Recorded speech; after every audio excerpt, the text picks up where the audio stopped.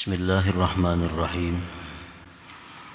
Alhamdulillahilladzi ja'ala jihadan nafsi akbara min jihadil kufar wa dararaha aqbahal madar. Asyhadu an la ilaha illallah wahdahu la syarikalah al-wahidul qahhar wa asyhadu anna sayyidana Muhammadan abduhu wa rasuluhul mukhtar. Allahumma salli wa sallim wa barik ala sayyidina Muhammadin imamil muqarrabin wal abrar wa ala alihi wa sahbihi wa dzurriyyatihi al-akhyar, amma ba'd. Yang kita hormati dan kita cintai para habaib dan alim ulama, para muhibbin, hadirin hadirat rahimakumullah. Puji syukur yang setinggi-tingginya kita haturkan kehadirat Allah Subhanahu wa ta'ala, yang mana dengan taufik dan hidayahnya kita malam ini kembali dikumpulkan di majelis yang penuh berkah ini. Salawat salam atas junjungan kita Nabi besar Muhammad sallallahu alaihi wasallam dan seluruh keluarga, sahabat, zuriat dan pengikut beliau sampai hari akhir.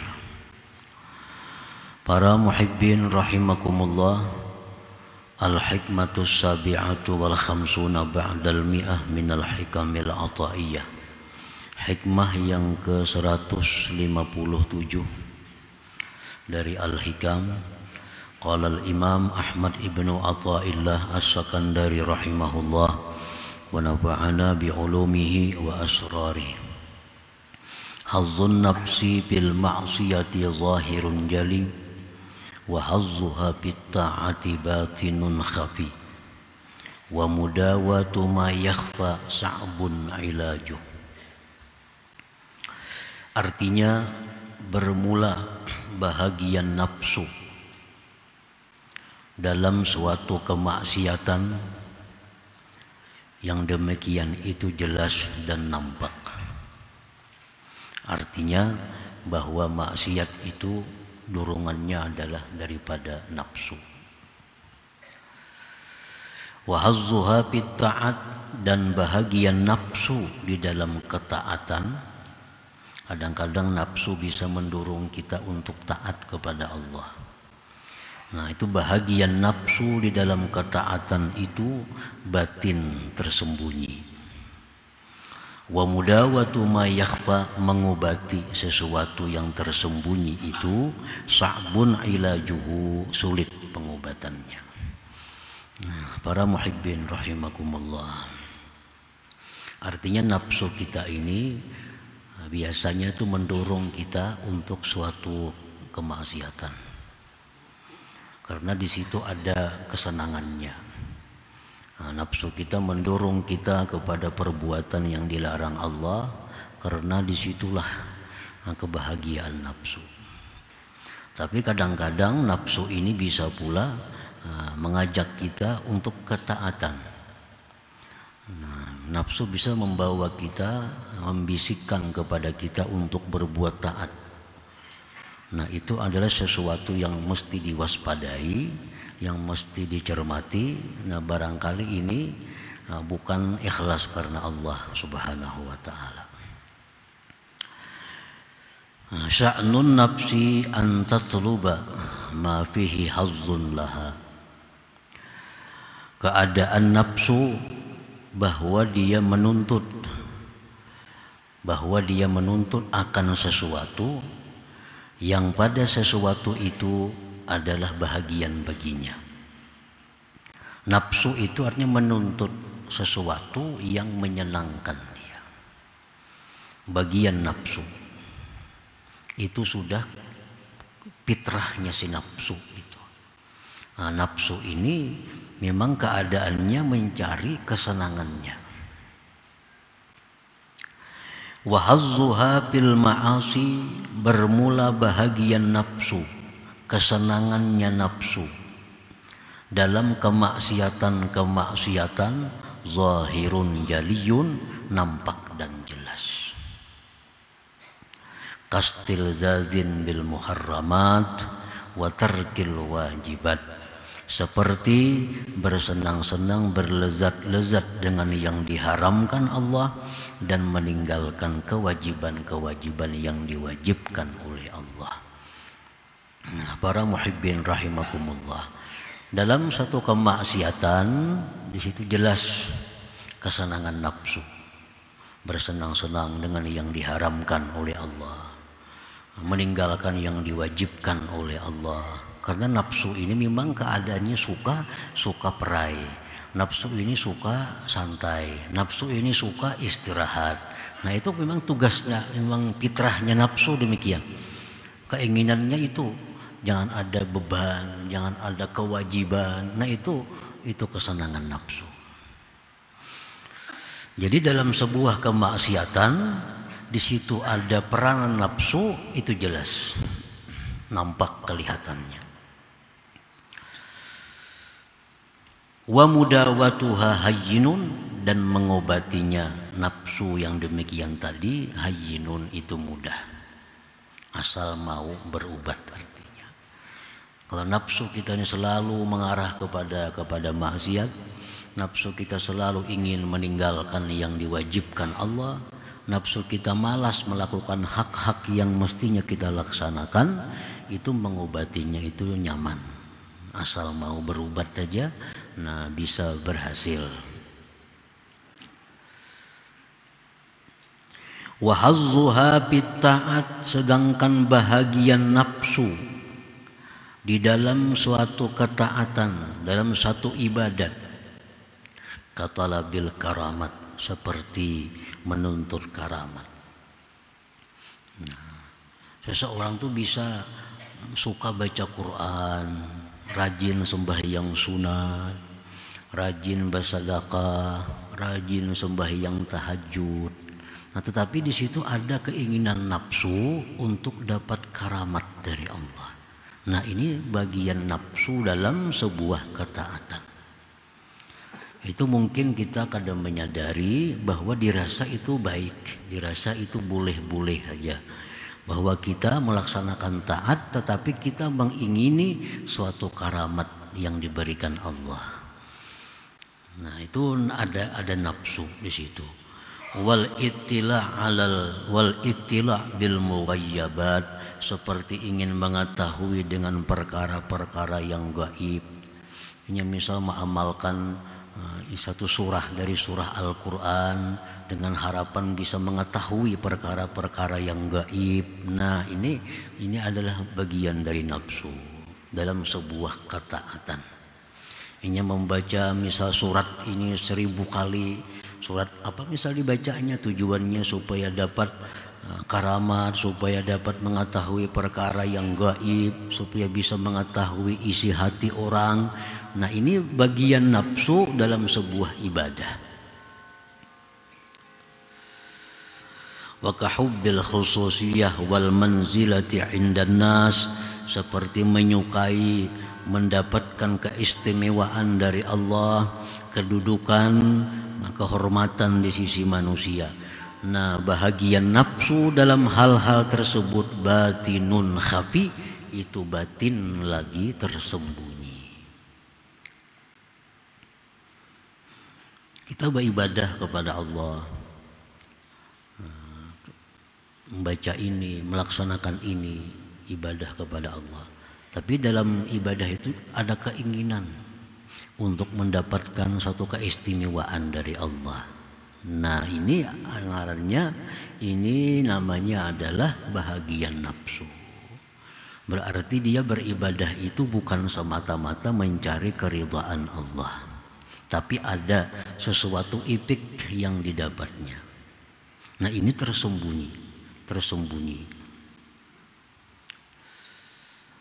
Wa mudawatuha as'ab minal awal, mengobati ini lebih sulit dari yang pertama tadi. Kalau orang nafsu hendak maksiat, nafsu hendak berjudi, minum arak, berzina, melakukan riba, nah mengobatinya itu kada sesulit yang ini. Kalau kita beribadah kepada Allah menghendaki suatu kemuliaan, Kita beribadah kepada Allah menghendaki satu kedudukan, kita beribadah kepada Allah ingin jadi wali. Nah, ini bagian nafsu. Bagian nafsu. Mengobatinya itu adalah lebih sulit dari yang pertama tadi.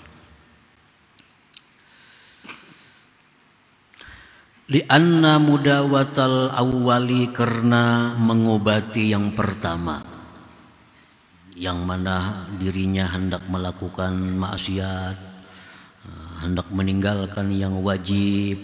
Nah, mengobati itu mungkin bil uzlah, dengan uzlah. Nah, ini nafsunya ini mendorong inya minum arak, mendorong inya berzina, mendorong inya berkata-kata nang kada bagus, mendorong inya untuk hal-hal nang negatif. Nah, ini mengobatinya bisa dengan cara uzlah. Dengan cara uzlah. Uzlah artinya apa? Bisa uzlah ini uzlah kecil, uzlah sugra, tetap aja di kampung berdiamnya, tapi dia menghindari pergaulan-pergaulan selain yang diwajibkan dan disunnahkan. Paling sembahyang Jumat ke masjid boleh habis, kada turun lagi nya ke tanah. Sembahyang zuhur ke masjid habis zuhur boleh. Sembahyang asar ke masjid habis asar boleh. Nah, kada ada singgah di warung bepandiran, kada ada. Nah, ini mengobatinya mudah. Dengan uzlah, nah bisa terhindar dia dari kemaksiatan tadi. Wal firar min mawatil asrar, dan lari daripada tempat-tempat orang jahat. Nah, dulunya misal kita suka melakukan maksiat karena kita suka berkumpul di tempat-tempat orang jahat. Nah, imbah ampih ke sana jangan lagi. Sudah berhenti kita melakukan kemaksiatan tadi. Wa bi suhbatil akhyar, dengan berkawan orang-orang yang baik. Dulunya kita suka melakukan maksiat karena kawan-kawan kita ini ketujuh maksiat. Kita ketujuh menggunjing, menggibah orang karena kawan kita ahli gunjing. Itu mengobatinya nyaman. Jangan dikawani lagi ini tuh. Jangan dikawani lagi. Ganti kawan dengan akhyar. Ganti kawan dengan yang baik, yang suka berzikir, yang suka bersalawat, suka memberikan nasihat. Ganti kawan dengan itu, otomatis kita akan jadi baik.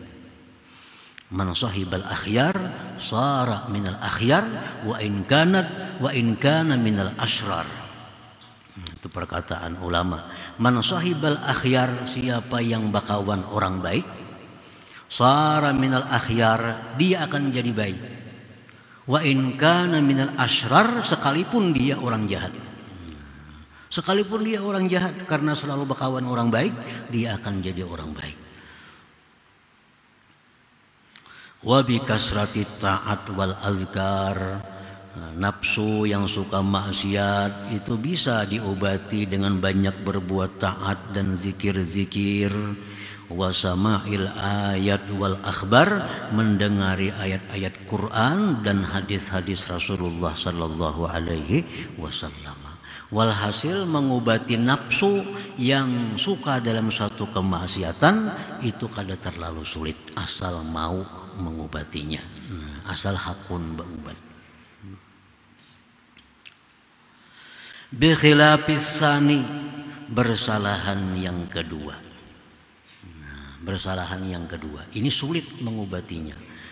Ini kada mampan dengan dibawa uzlah, bisa babangat. Dibawa banyak berzikir, bawa banyak berselawat, bisa bertambah sakit. Karena ini orang nafsunya itu ingin punya karamat dengan taatnya itu. Nah, ini orang ingin punya keistimewaan. Ini orang dengan ibadatnya mengingini bahwa dia tahu rahasia-rahasia yang akan terjadi. Nah, ini beribadah, berbuat taat, tapi ada bahagian nafsu di situ. Nah, mengobati ini kada bisa dengan uzlah, kada bisa dengan banyak berzikir. Karena makin banyak berzikir, ini makin sangat mengharapkan dapat karamat. Makin banyak bersalawat, makin mengharapkan banyak dapat keistimewaan dari Allah. Nah, ini makin menunjul nafsunya. Nah, bi khilafis sani, Yang kedua ini berat pengobatannya. Pala yudawihi, maka tidak bisa mengobati akan yang kedua ini illa syaikhun, kecuali guru, mursyidun, yang membimbing kepadanya. Nah, kecuali ini guru khusus, maka ini dokter spesialis maka ini. Jadi orang semacam ini jangan hendak mengulah amalan sendiri, jangan hendak mengulah pekerjaan sendiri, harus di bawah bimbingan seorang guru yang membimbing dia. Illa pala yudawihi, tidak bisa mengobati akan dia illa kecuali syaikhun, seorang guru, waliyun, yang wali, mursyidun, yang membimbing dia. Nah, karena bila gurunya memberinya amalia-amalia, ini kada tahu apa-apa faedahnya, maka ini akan mengamalkan itu semata-mata karena Allah, semata-mata karena mengharapkan keridaan daripada Allah. Ini kada tahu.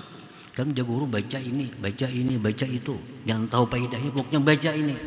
Nah, jadi bacanya kada tahu. Jadi apa kayaknya kada tahu. Nah, pokoknya yang mengamalkannya semata-mata untuk mencari keridaan Allah Subhanahu wa taala.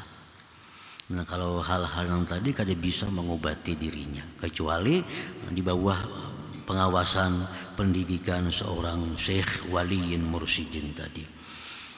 Yashabuhu, yang dia sertai akan itu guru tadi, akan syekh tadi, bil mahabbati shadiqah, dengan kecintaan yang benar, wat tasdiqil jazim, dan keyakinan, kepercayaan yang bulat terhadap gurunya itu.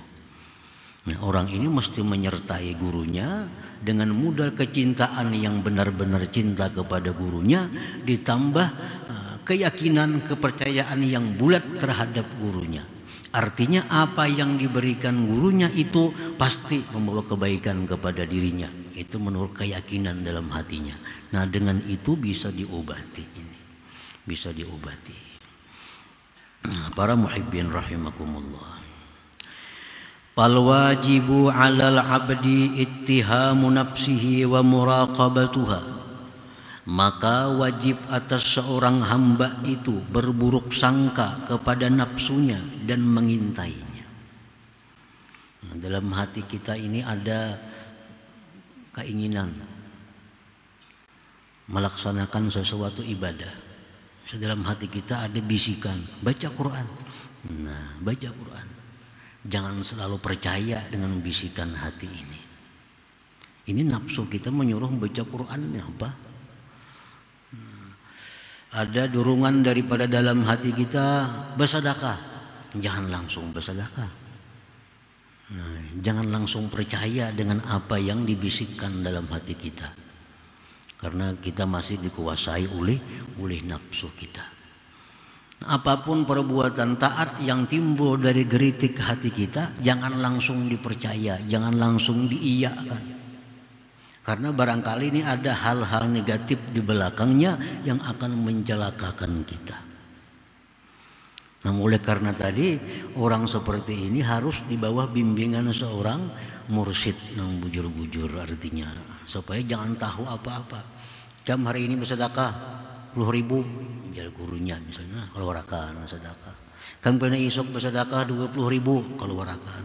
Jangan tahu apa-apa. Pokoknya percaya penuh kepada pembimbingnya. Nah, ini bisa hilang karena keinginan nafsu dalam ketaatan kepada Allah Subhanahu wa ta'ala. Nah, maka wajiblah atas seorang hamba itu berprasangka buruk. Jangan percaya kepada dirinya, jangan percaya kepada nafsunya, dan mengintainya. فَإِذَا اسْتَحْلَتْهُ النَّفْسُ بِشَيْءٍ مِنَ الطَّاعَةِ فَأَخْرِجْهَا عَنْهَا إِلَى غَيْرِهَا مِنَ الطَّاعَةِ فَإِنْ ثَقُلَتْ فَاعْلَمْ أَنَّهَا لَهَا حَظٌّ وَلَيْسَتْ لِمَرْضَاتِ اللَّهِ سُبْحَانَهُ وَتَعَالَى. Apabila memaniskan, melezatkan akan dia oleh nafsunya dengan sesuatu daripada ketaatan. Nah, dalam melakukan sebuah taat, misal kita berzikir 1000 sehari misalnya, atau bersalawat 1000 sehari, kenapa ini rasa nyaman nih, rasa manis, rasa nyaman. Coba pang alih ke amalan lain. Coba pindah, keluarkan nafsu itu daripada taat itu kepada taat yang lain. Sekarang zikir ini orang kada berguru nih, kada berguru. Zikir 1000 sehari, salawat 1000, nyaman itu nyaman. Nah, coba pang pindah lain pada itu. Baca Quran pang 2 juz. Ada usah berzikir 1000, ganti lawan Quran 3 juz, nang waktunya sama. Misal berzikir 1000-nya habis setengah jam, baca Quran nang kira-kira setengah jam juga. Ternyatanya baca Quran rasa kada nyaman. Nah, baca Qurannya rasa kada nyaman. Tapi kalau baca zikirnya nyaman, berarti dalam bacaan zikir itu ada kenapsuannya. Berarti ada nafsu di situ. Karena ini sama-sama diridai oleh Allah. Baca Quran diridai Allah, berzikir diridai oleh Allah. Kalau kita mencari keridaan Allah, sama aja nyamannya mestinya. Baca Quran nyaman juga, zikir nyaman juga, karena sama-sama ini keridaan Allah. Tapi kalau kita baca zikir nyaman, baca Quran kada nyaman, berarti baca zikir ini ada sesuatunya yang menyebabkan maulah nyaman itu. Nah, di situ dikhawatirkan ada bahagian nafsu. Mungkinnya baca zikirnya hendak jadi apa dalam dorongan hatinya supaya dapat rahasia-rahasia apa, supaya ingin jadi wali misalnya. Nah, itu bagian nafsu. Orang yang jadi wali kan bakal wali, nang hendak jadi wali itu kalau mau jadi wali. Orang yang wali itu orang terus beribadah kepada Allah, mencari keridaan Allah, mau diangkat jadi wali. Kalau orang baunting berdahulu hendak jadi wali kan mau jadi walinya.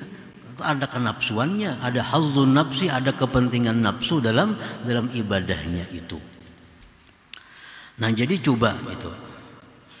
Jikalau berat, nah ketahuilah bahwa itu berarti ada nafsu, bukan keridaan Allah Subhanahu wa taala. Nah, para muhibbin rahimakumullah.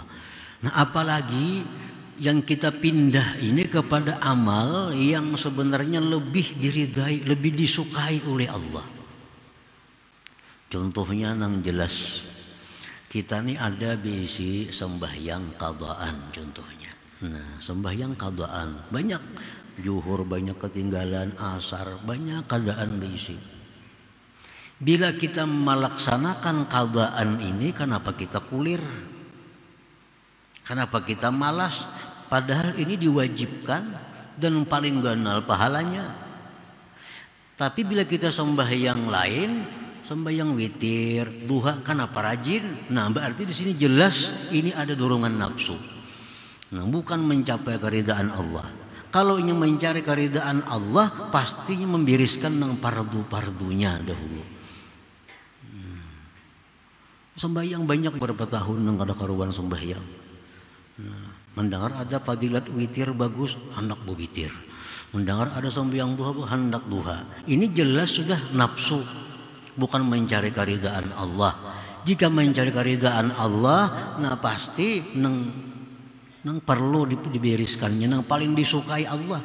Amalan nang paling disukai Allah, yang paling besar pahalanya, yang paling cepat mendekatkan kepada Allah, melaksanakan yang dipardukan Allah.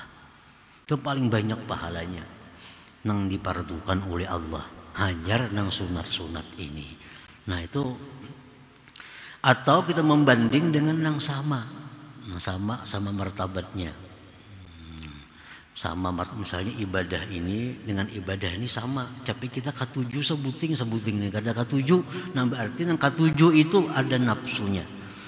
Kada murni mencari keridaan Allah. Jika murni mencari keridaan Allah, kedua-duanya kita suka, kedua-duanya kita nyaman. Nah, para muhibbin rahimakumullah, banyak dikisahkan oleh para ulama tentang contoh-contoh ini. Ada seseorang yang begitu rajin tawaf. Rajin tawaf. Tawaf itu apa tuh? 7 kali putaran. Tapi nya rajin tawafnya, suka tawaf. Begitu disuruh oleh mamanya, nak ambilkan pang banyu sagayong di dapur, nah berat hatinya. Sudah tawaf maka rajin 7 kali putaran. Disuruh mama ambilkan banyu sagayung, kenapa rasa kulir rasa berat?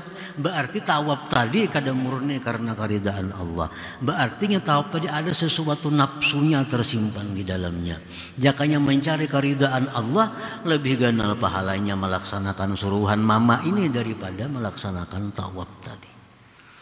Nah, para muhibbin rahimakumullah. Jadi setiap amalan yang kita rajin, coba kita pindah kepada amalan lain. Kalau sama rajin berarti bagus. Berarti kada ada dorongan nafsu. Kalau satu rajin, satu kada rajin, nah itu berarti ada nafsunya. Kecuali umpamanya nang amalan memang amalan nang rendah misalnya nilainya, nah itu lain masalah. Ini amalan yang kita laksanakan ini amalan yang tinggi nilai di sisi Allah. Lalu kita bila pindah nang randahnya kita kada ketuju. Nah itu lain kisahnya ini. Ini amalan nang sejajar nilainya atau amalan nang lebih abdal. Bila itu malas yang di bawah ini rajin berarti ada kenapsuan. Macam kita misalnya bersedekah yang paling ganal pahalanya lawan ibu bapak, lawan keluarga, karena itu sedekah sekaligus silaturahim. Tapi kita membantu kula ini kenapa maka kulir? Sudah orang lain maka dibantu habis-habisan. Itu sudah jelas ada ikhlas karena Allah. Jakanya ikhlas mencari keridaan Allah, pasti mencari nang ganal pahalanya, pasti mencari nang banyak keridaan Allah Subhanahu wa taala. Nah, itulah nafsu tadi. Setiap ibadah yang dicampuri oleh nafsu itu merusak keikhlasan ibadah itu. Yang mestinya beribadah itu limardatillah, untuk mencapai keridaan Allah, tetapi ternyata ibadah ini untuk bagian daripada nafsunya itu. Nah, para muhibbin rahimakumullah, makanya jar Nabi a'da aduwika nafsuka allati baina jambaik. Paling musuh di antara segala musuh itu adalah nafsu engkau. Yang ada di dalam diri engkau, karena dia bisa mengemas sesuatu kebaikan seolah-olah baik, nah kada tahu di dalamnya yang menggugurkan nilai ibadah itu di sisi Allah Subhanahu wa taala. Kalau kita bisa memerangi nafsu kita, mendidik nafsu kita, itu disebut Nabi jihadun akbar, jihad besar. Melawan orang kafir itu jihadun asgar, jihad kecil. Kita bersama senjata nak berperang lawan orang kafir, itu jihad kecil. Tapi kalau kita berperang melawan nafsu, membendung kehendak nafsu, itu jihadun akbar, jihad besar. Kenapa disebut melawan nafsu ini jihad besar? Melawan orang kafir itu jihad kecil. Satu, kita melawan nafsu ini 24 jam, kada ada perainya. 24 jam. Dan banyak yang dijagai. Nafsu bisa lewat mata, bisa lewat telinga, lewat macam-macam. Nah, kalau orang kafir kita kada selalu berperang. Nah, kada selalu bertamu lawan musuh. Hari ini bawa senjata, bisa musuhnya kada ada. Orang kafir lagi guringan misalnya. Nah, kada ada musuhnya. Tapi kalau nafsu kita 24 jam harus diawasi, harus dijaga. Satu itu jihad nafsu, jihad besar. Yang kedua, orang yang mati dibunuh oleh hawa nafsu itu matinya ke neraka. Orang yang mati dibunuh oleh hawa nafsunya matinya ke neraka. Orang yang hidupnya ini kalah dengan nafsunya matinya ke neraka. Tapi kalau orang kalah dengan orang kafir, dibunuh orang kafir, matinya ke surga. Berperang orang kafir, bunuhnya kita syahid, matinya ke surga. Kalau berperang melawan nafsu, mati kita ke neraka. Nah, makanya Nabi kita mengatakan jihad melawan nafsu itu adalah jihadun akbar, jihad yang besar. Nah, para muhibbin rahimakumullah.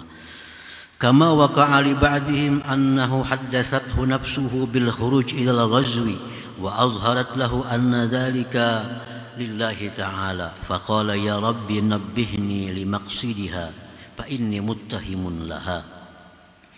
Ada sebagian di antara para ulama yang mana nafsunya mengajak dia untuk keluar berperang. Nah, nafsunya mengajak, ayo kita berangkat, itu orang lagi berperang dengan orang kafir. Dan berperang itu kita karena Allah. Lalu seseorang tadi berkata, wahai Tuhanku ya Rabbi, jagakan kepadaku ini tujuan nafsu sebenarnya itu apa? Karena aku sesungguhnya kada percaya dengan ajakan nafsu itu. Ini nafsu yang membawa berperang. Nah, kita berperang dengan orang kafir, berperangnya kita karena Allah, jangan karena lain-lain. Nah, tapi ujar orang ini, ya Tuhan, hamba kada percaya lawan ajakan itu. Nah, berikan petunjuk. Wafattasha, dan dia memeriksa, dia teliti kenapa nafsunya dipindah hendak benar membuai berperang lawan orang kafir itu. Ngapa iza hiya li ajli an tastariha min mujahadatihi. Oh, sekalinya inya membuai berperang itu karena si nafsunya sudah kalapahan hari-hari diperangi. Siang puasa, malam beribadah, siang puasa, malam beribadah, kalapahan dan nafsunya. Baik kita berperang. Nah, kalau berperang itu kan tahajud pray, semuaan pray, puasa pray. Berperang bang kita. Ini sudah kalapahan itu lalu membawai berperang. Nah, patarakal khuruj ilal ghazwi, maka beliau itu membatalkan dirinya untuk berperang. Kata Hawan Sidin, nafsu ini sudah nyakatuhukan disakiti, ke nafsu ini sudah kalapahan di mujahadah, siang bawa puasa, malam kada beguringan kauyuhan inya. Kita berperang melakas matian jarinya. Nah, fatarakal ghazwa, maka dia meninggalkan akan berperang, wastaghala bima huwa fihi, dan terus bekerja dengan pekerjaan yang biasa. Nah, jadi setiap nafsu walaupun ajakannya itu seolah-olah kebaikan, seolah-olah karena Allah. Nah, coba kita periksa lagi dulu, teliti lagi, barangkali ini ada di dalamnya kesenangan hawa nafsu. Itu mengakibatkan apa yang kita lakukan dari ibadah menjadi tidak ikhlas lagi, tidak sempurna lagi, tidak karena keridhaan Allah Subhanahu wa taala. Nah, kemudian hikmah yang ke-158. Ila hadratin Nabi sallallahu alaihi wasallam al-Fatihah. Ar-Rahmanir Rahim, Maliki yaumiddin, iyyaka na'budu wa iyyaka nasta'in, ihdinas siratal mustaqim. Shiratal ladzina an'amta 'alaihim. Ya Allah biha, ya Allah biha, ya Allah bihusnil khatimah, ya Allah, ya Allah, ya Allah bihusnil khatimah, ya Allah biha, Allah biha, ya Allah bihusnil khatimah, ya ayyuhar-rajul minhu syafa'atan, sallu alaihi wa sallimu taslima. Allahumma salli wa sallim wa barik alaihi.